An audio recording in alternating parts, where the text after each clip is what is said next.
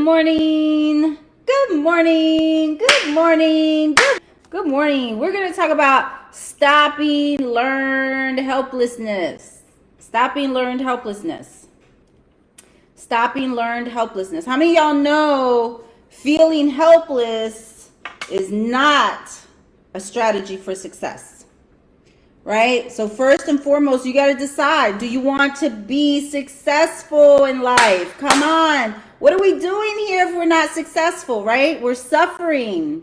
We want to stop the suffering. Stop the suffering. Stop the suffering. So many people are suffering because of this concept of learned helplessness. Right? How many of y'all understand that? Learned helplessness. So we need to figure out from where did this come from and what's it all about? How can I transmute learned helplessness, right? Transmute learned helplessness. So, we go through life having experiences, right? If you think about when you were a baby, you had to crawl before you walked, right?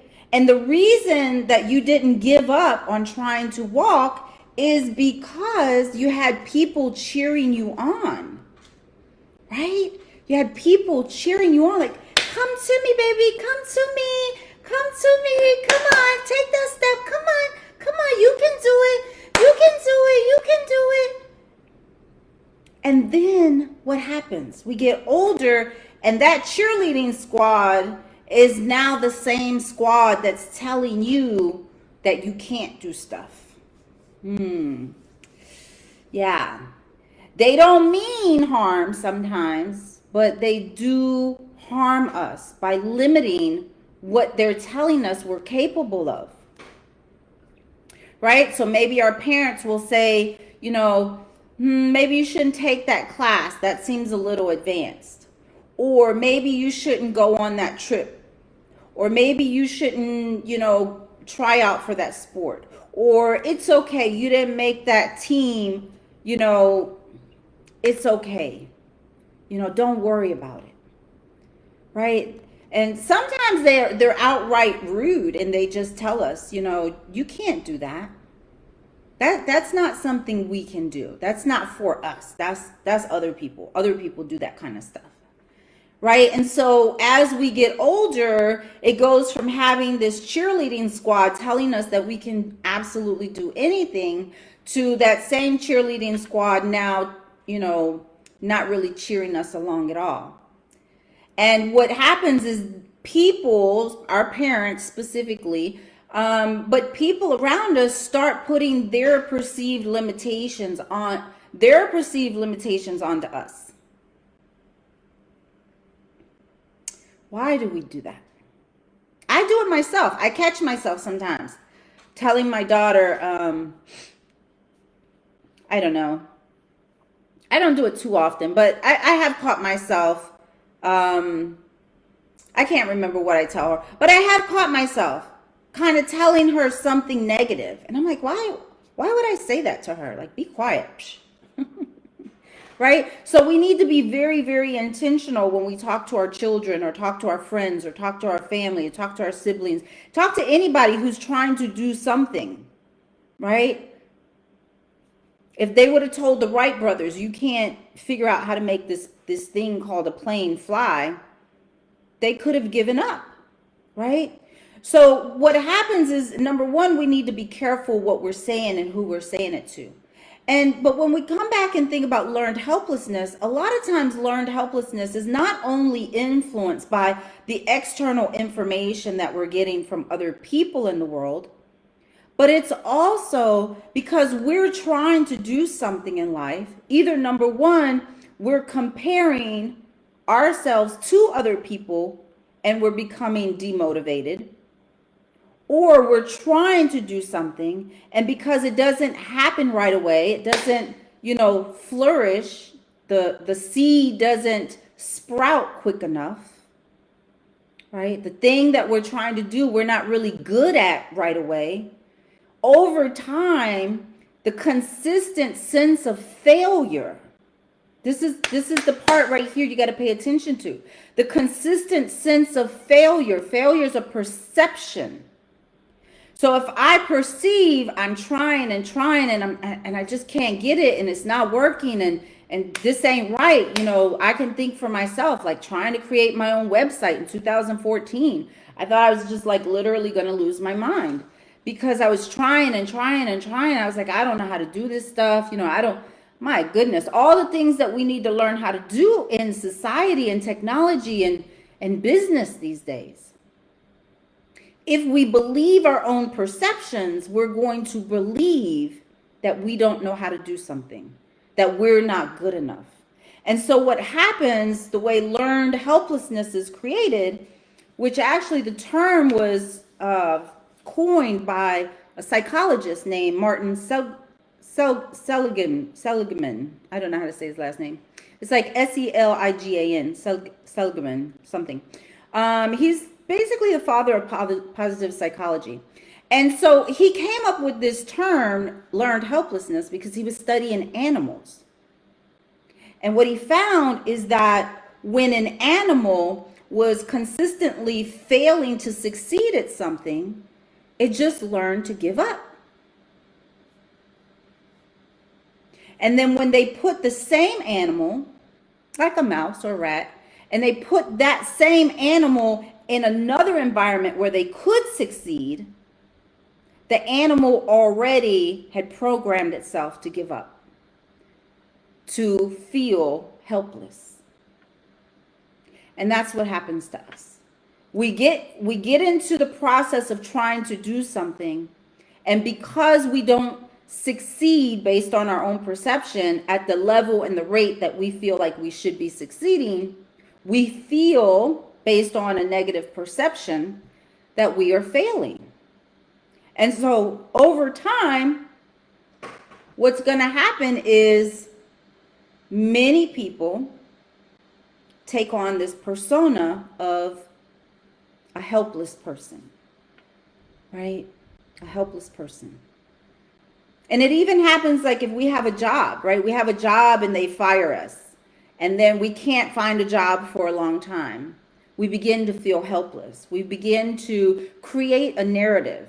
Learned helplessness is a narrative in your own mind. That's something to think about. Learned helplessness is a narrative in your own mind. How many of y'all understand what I'm talking about? It's a narrative in your own mind. Yeah. It's a narrative in your own mind. You are creating the story in your mind.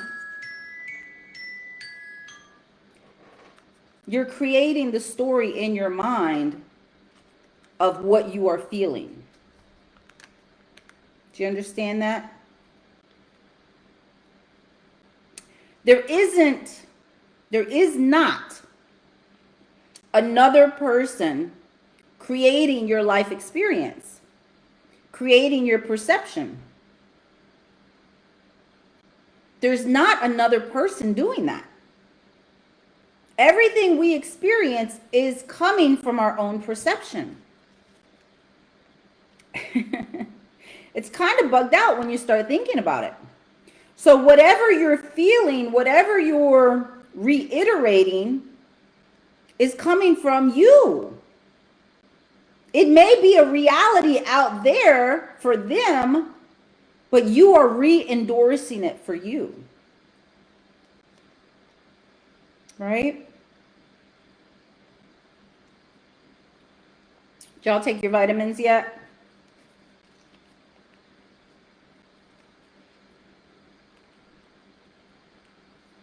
Who's creating your reality?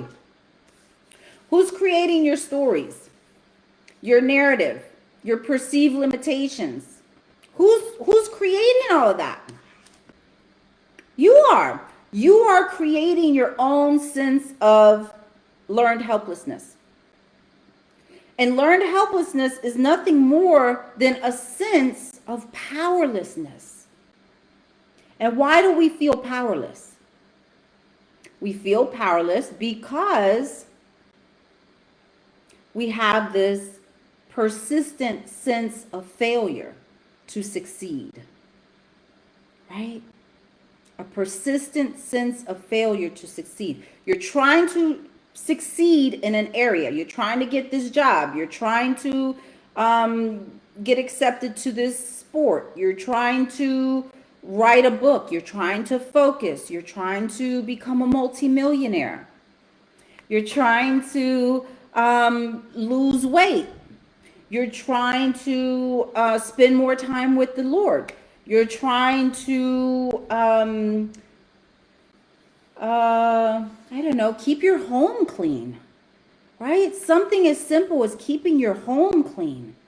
We can feel helpless, especially if we have children and a spouse or a significant other who's just thoughtless and dirty and nasty, and they don't pick up after themselves. And it can make you feel helpless. Like, man, I'm trying to keep this house clean, and these people in my home that I love are on my last nerve because I don't feel like I can do this. And if we get even more,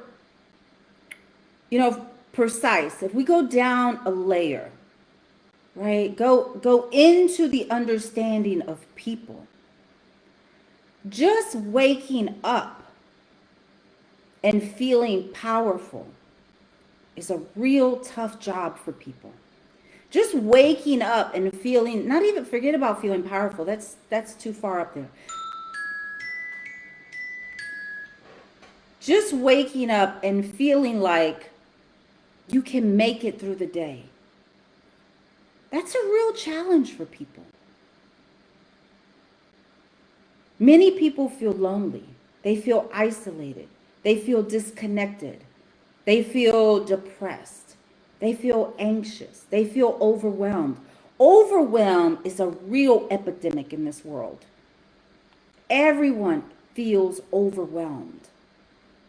And overwhelm can lead to a persistent sense of failure to succeed. Overwhelm. This is why it's really important that we exercise and we meditate and we eat well and we get the vitamins and the minerals and the nutrients. And I take my Nautica sea moss every day. I don't miss a day. I put my Matrix protein drink meal supplement in here, and I add my daily detox. I pour it right in here. I take my Blossomy. This helps for women to control their, just their emotional state. It makes us feel balanced and good. I open these capsules. There's 3 of them in there, and I just pour it in there. Because if I don't have to eat that plastic, I don't want, that plastic or whatever that is in my body. And then I take NRG. This is energy. It helps me stay focused. It gives me more energy. All of this is helping me. And I also put matcha tea powder in here to boost my metabolism. And I'm losing weight. I'm feeling great. I have all the vitamins in here. This little thing gives me 92 vitamins and minerals. This has its own vitamins and minerals, and so I just have to be proactive, and you have to be proactive with yourself. You have to create. Listen to me. Listen to me. Where's my little bell? Listen to me. Listen to me. You have to be proactive in creating the person you want to become. Don't let your mind tell you who you're going to be today.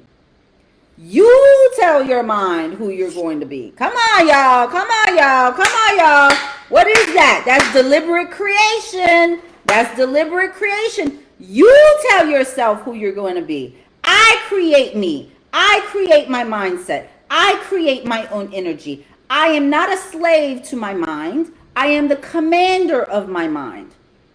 Right? You need to affirm that. Affirm that. I am the commander of me. Because listen, if there's 40 million people in America that are depressed and anxious, that's only 40 million.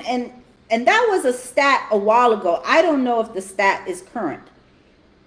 But if there's 40 million people who are depressed and or anxious, and it's not the same 40 million, some of them are comorbid, but some of them aren't. Everybody who's depressed is not anxious, and everybody who's anxious is not depressed, but some of them are. Some of them are comorbid. So if there are 40 million people who are depressed, and let's just say for conversational purposes, there's 40 million people who are also anxious. They're not just anxious, but they're dealing with severe anxiety. Like it's an issue for them to deal with that every day, whether they're diagnosed or not. But in the statistics, if it's 40 million, then that means it's reported. There are millions of other people who are depressed and dealing with anxiety who have not reported it. Maybe they don't have health care. Maybe they don't go to the doctor for it. Maybe they take natural supplements for themselves and they're like, you know what? I personally have anxiety. I think every person has some form of anxiety, right? I don't have anxiety every day, but you put me in certain situations, my anxiety is going to trigger. Maybe your story is I deal with anxiety, but I don't deal with it every day. Whatever the case is, if you deal with anxiety and you are depressed, either or, you probably suffer from learned helplessness. Because people who are depressed, guaranteed, are suffering with learned helplessness. People who are dealing with anxiety, I would venture to say, are dealing with learned helplessness. Right? Because it is a persistent sense of powerlessness and failure to succeed. So if I can't even succeed over getting control of myself, how in the world am I ever going to succeed in the world? Because the number one thing that really stops people, I think it's the number one thing, I don't know if I haven't scientifically studied it, but it's comparison. And Theodore Roosevelt said, comparison is the thief of joy. So as humans, we are comparing ourselves all the time, whether we mean to or not. It's happening. The more we compare, the more we feel helpless. Because the more we compare, the more we feel inadequate. So, if we understand that learned helplessness is a narrative, it's a story we're telling ourselves based on these life experiences that we're having, and this persistent sense of failure to succeed, which then develops a sense of powerlessness in us, we create this narrative that, man, I can't do this. This isn't working for me. I'm not good at this. And eventually that negative narrative, this is why we got to check our thoughts all the time. Check your thoughts, check your thoughts, check your thoughts throughout the day. This is why meditation is so important, because meditation disconnects you from your mind, brings your awareness into your body. And if you can feel the sense in your body, you become more aware. Like right now, if we were to meditate and we did a body scan, and we did some deep breathing.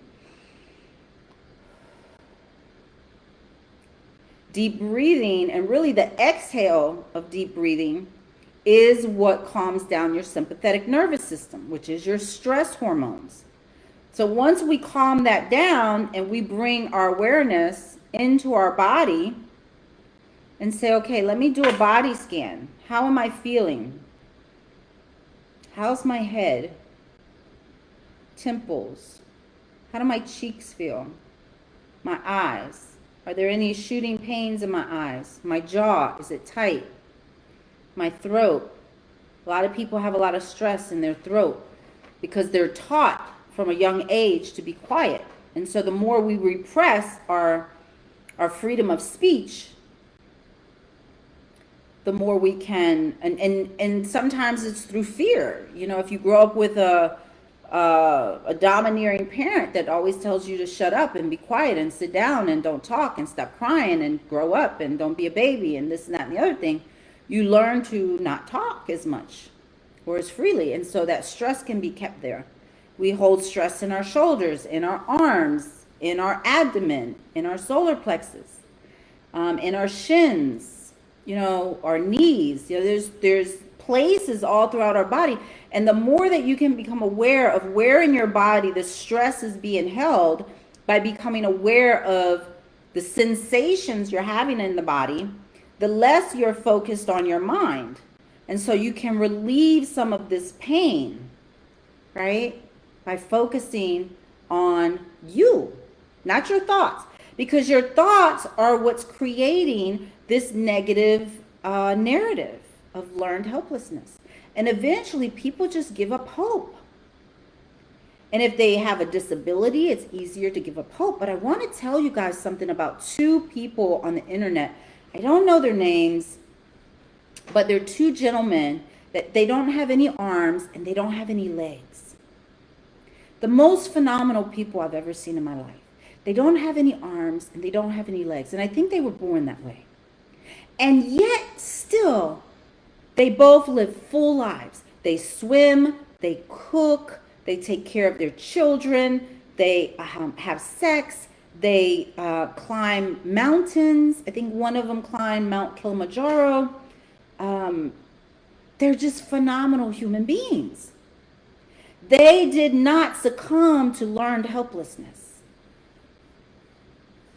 Right? So I really encourage you to look those two guys up, because man, when I came across these two guys, I said to myself, I have nothing on earth to complain about. And that has been the secret to my success. And it first was introduced to me with seeing a quadriplegic.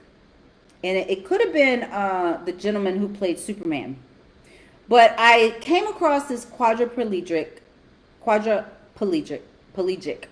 And I don't know, my tongue is tied today. I don't know what's happening. And I said to myself, I don't have nothing to complain about. Nothing. This person, if they want to choose to complain, they have every right to complain. They can't walk, they can't move, they can't talk. I'm just having a bad day. I'm just uncomfortable in life. I have nothing to complain about. Nothing. My parents abandoned me. Okay, I'm uncomfortable. This is some bullshit, right? I gotta adapt and overcome. But I don't have nothing to complain about. My family abandoned me. All right, that's some more bullshit. That ain't right.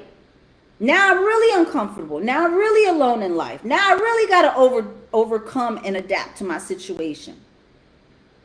On my worst day, when my ex-husband left me and did all that he did and denied me my pain, didn't even acknowledge that I was in pain, didn't understand how distraught I was, overlooked me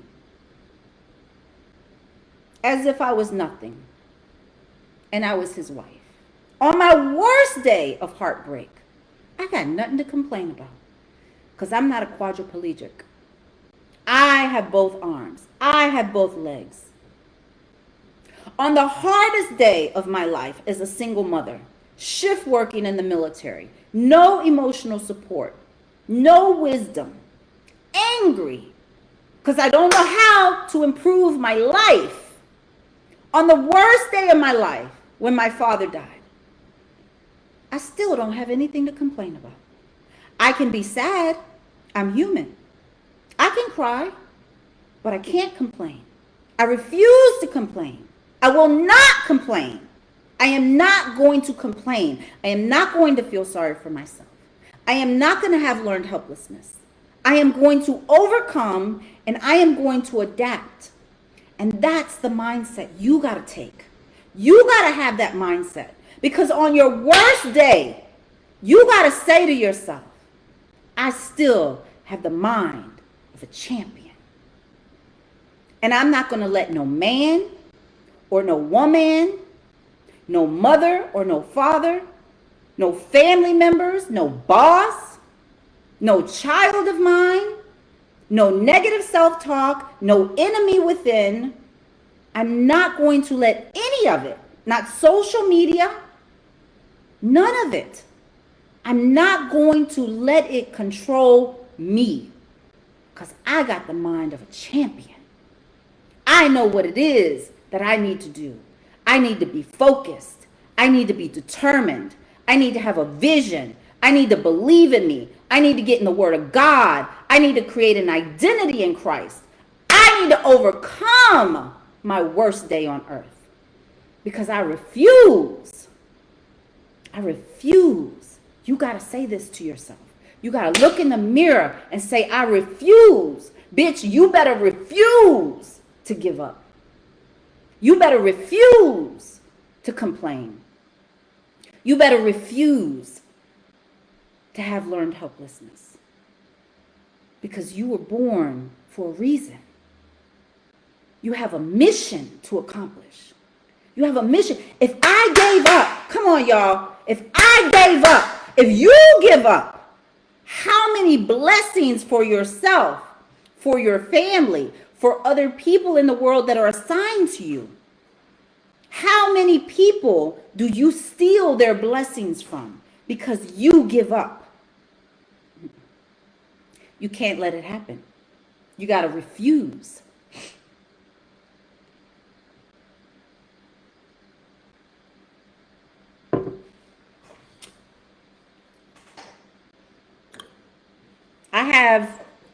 I got this order yesterday.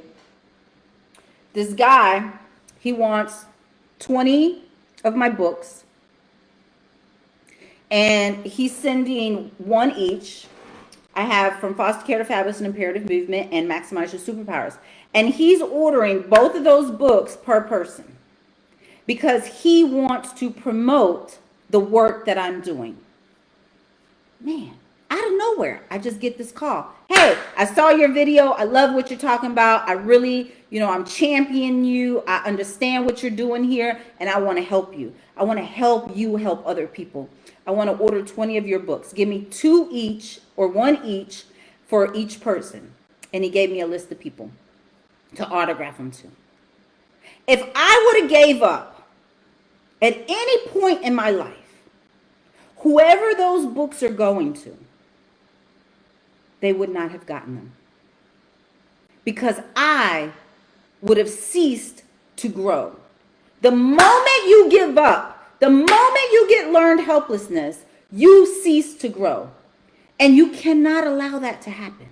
You cannot allow that to happen. The one thing you must do by nature of being a human, you either grow or you die. You either grow or you die. And you may not die right away, but you will dwindle. I have a friend, I don't understand how this happened to this poor person. And they're poor because they're pathetic. And I say that with love, but they live a pathetic life. And I do know how it happened. Learned helplessness. This person came from a good family, right? A middle-class family. What happened between living in a middle-class family and going into poverty? Gave up on life, gave up on potential, gave up on opportunities. This person gave up on themselves. What happened from 13, 14, 15, 16, 17, 18 years old to where they are now? I have a girlfriend. Beautiful girl. Intelligent, charismatic, wonderful human being. Beautiful heart. One of the best people I know. Had a career. What happened between having this career and being an incredible human being, a child of the Most High, just flourishing,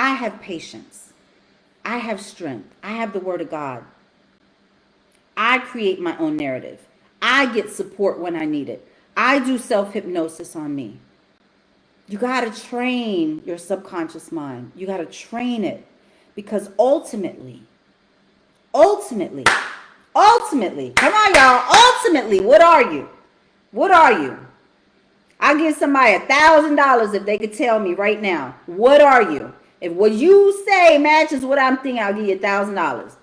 Ultimately, what are you?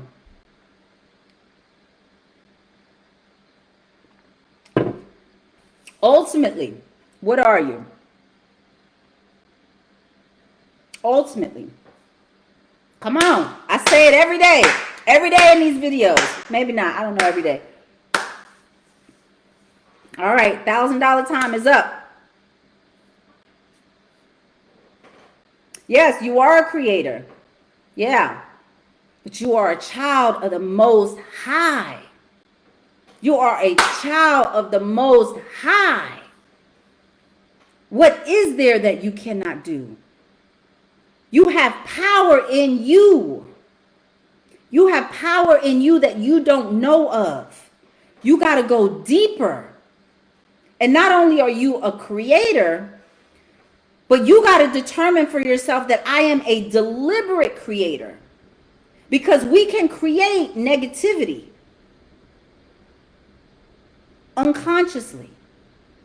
Or we can say, I'm a deliberate creator. What do I want to create for me today? I want to create X, Y, and Z. Whatever it is you want. I want to create the manifestation of someone calling me and saying, hey, we want to give you a radio segment called Heal Your Life with Dr. Cruz, because we know we've been watching you and we know how invested you are in helping people to change their mind, to change their energy, to change their identity, to change the possibilities of what's possible that they can create for themselves. And I am the example. I tell you my walk. Like I'm not keeping no secrets here. I was in the dark for a long time. 30 years, 7 to 37 or 20, whatever the hell age, right? 37, 40. And just in 6 years, let me make this clear, because this is my prophecy over your life. It can happen in an instant. Although I was in the dark for 30 years, give or take, plus or minus 2 or 3, the moment that I was set free, it only took me like 6 years to write 2 books, to get my PhD, to create a literacy program for foster children, to open a nonprofit, to become a public speaker, to become an entrepreneur, to declare the amount of income that I wanted to earn every month, and I manifested that, to buy real estate, to become an international therapist, to become a hypnotherapist. I mean, my God, the things I've accomplished in 6 years as opposed to the 46 years of my entire life is amazing. And it's because I got in alignment. It's because I fed my mind wisdom. It's because I took control over my destiny. It's because I said I'm not going to succumb to learned helplessness. Every day I get up and I fight the good fight. Every day I wake up and I say, I'm going to do these videos. Heal Your Life with Dr. Cruz. Twice a month, I'm going to do Deliberate Creators Coaching, because somebody somewhere needs me. I know they need me. I know they need my experience. I know they need my wisdom. I know they need whatever's in my books. I know they need me. Because when I was where I was, I needed someone like me. And there wasn't anybody around. So I want to encourage you. Become the person that you know that you need. Become that person, and then offer yourself. We take our gifts, talents, abilities, skills, all of that. We return it to the universe by serving humanity with what we have discovered about ourselves and how we have fixed ourselves. That, my loves, my God, that is the name of the game. That is life. That is the secret to an amazing life. Amazing life. All right. So, you leave here today knowing you have the mind of a champion. All you have to do is declare it. Declare it upon yourself. Trust and believe. Have faith. Live by faith, not by sight. That's my secret to life. I live by faith, not by sight. I live by what I see in my mind, not what I see in the world. Because if I live by my experiences in the world,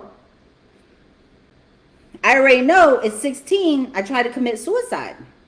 That's what happens when we give too much attention to what's in the world, how people treat us, who accept us, who's rejecting us, who loves us, who doesn't. Me personally, excuse my language, I don't give a fuck. I just don't. You don't like me? I don't care. You don't love me? My husband left me? I don't give a fuck. So sorry for you. My parents couldn't get their shit together? I don't give a fuck. That's their problem. I got my life. They had their chance. This is my chance at life. And the way I amplify the goodness and the greatness of my life is I focus on how to serve other people. That's it. How they say the fat lady has sung. This is over. I'm Dr. Cruz. You guys have an amazing week. I will see you Friday for another Heal Your Life with Dr. Cruz. You guys have a great day. Remember, you have the mind of a champion. Do not succumb to your emotions. Do not succumb to learned helplessness. Fuck that. Say that to yourself in the mirror. Fuck that. I am not succumbing to that bullshit. I am a queen. I am a king. I am a champion. I got this. I'm a goddess. I'm going to create my own existence, my identity, my vision, who I want to be, how I want to feel. I'm going to work every day.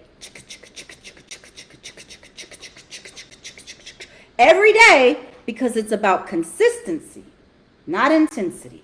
You got to have patience and you got to trust yourself. Trust that inner voice because it's the Holy Spirit that lives in you. All right. You guys have a great day. I'll talk to you Friday. Bye.